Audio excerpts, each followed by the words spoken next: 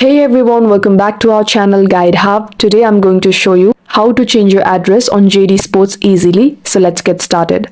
First, open the JD Sports app on your mobile device or go to jdsports.com if you're using a computer. Next, make sure you're logged into your JD account.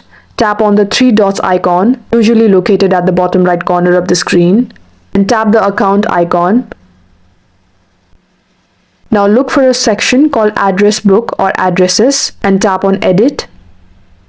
Here you will see your saved addresses. So here you can either delete your existing address by tapping on Delete and then add a new one by tapping on plus icon, or simply add a new one without having to delete the existing address. For now, I'll simply add a new one by tapping on plus icon at the bottom right corner of the screen.